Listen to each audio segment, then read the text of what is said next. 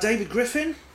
Well, David is someone I've known for a long time, who's spoken a lot of exopolitics conferences, and he's back now at AMMACH. As I said, he was interviewed on AMMACH, so go to the YouTube channel, Megawatts 1066, and look at his interview. It's near the top of the list, actually. I think it's the most recent thing that Miles and Joanne have done. But he, like me, is very cynical about the idea of political-based disclosure, as I explained before. I don't think the governments are going to come forward and say, all right, UFOs are real, we've known about it for 70 years, but we forgot to tell you. Sorry. No. David, I think, shares my views on that. You know, the Illuminati are... This is why the Illuminati are targeting contactees, because David believes, and I agree, that disclosure is actually happening now, and it's happening via the contactees with the aliens. The aliens themselves are bypassing the political structure, and they're going straight for the citizenry. And this is why the Illuminati are targeting contactees. Anyone who's a contactee gets harassment. You get men in black, you get strange cars parked outside your house with guys photographing you, you get knocks on your doors with strange people, you get your kids followed to school. It's happening to everybody. It's happened to Ellis, it's happened to many of the other people who spoke at this conference. You know, so David then goes on to talk about something that fascinates me, the Orwellian control of language.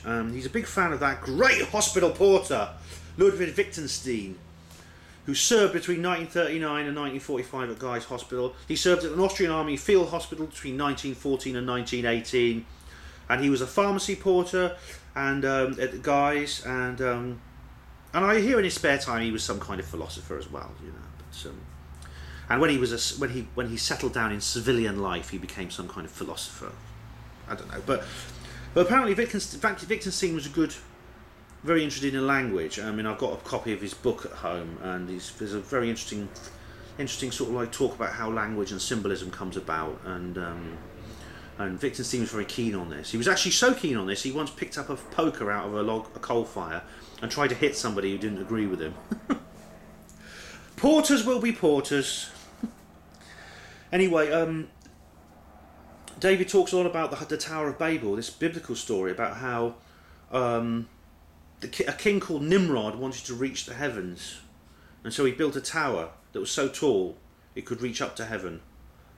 But the god was angry, and God smote the people.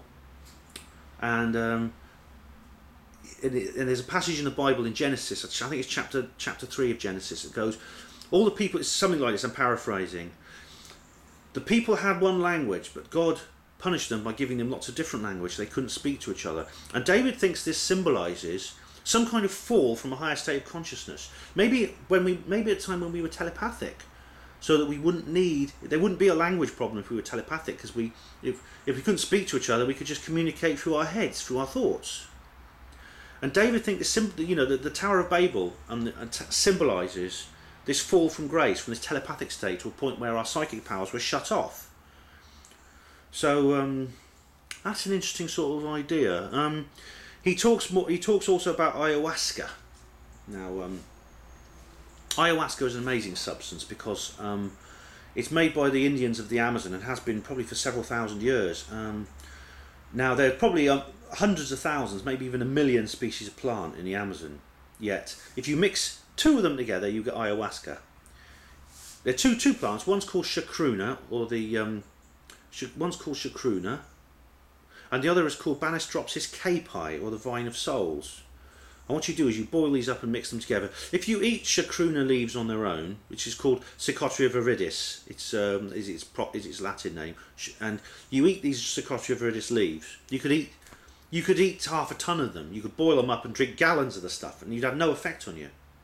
Because the Psychotria viridis leaves contain DMT, which is the active ingredient of ayahuasca, but your stomach contains something called monoamine oxidase, and that destroys the DMT when it's digested.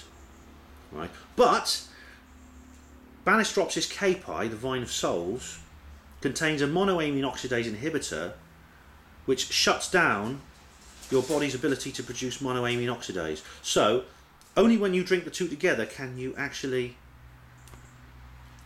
digest the DMT through your stomach.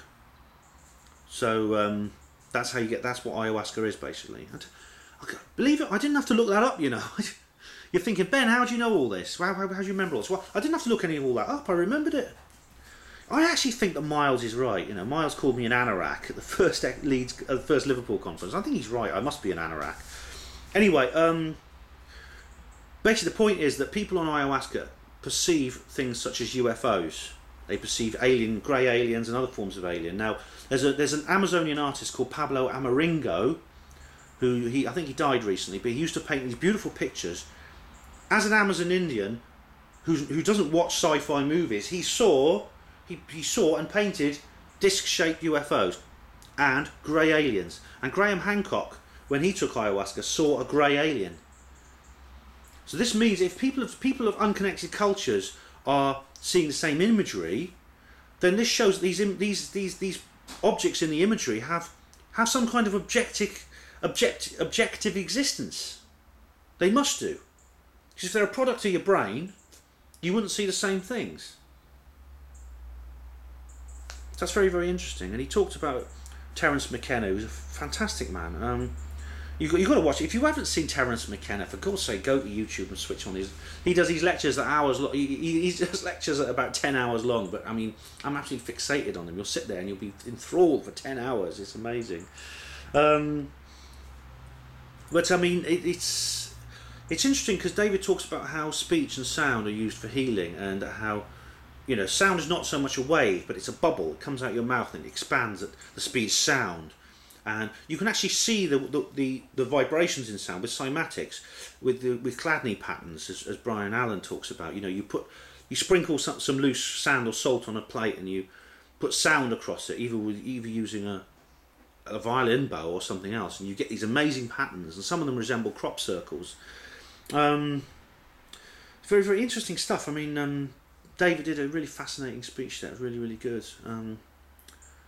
So thank you for that, David.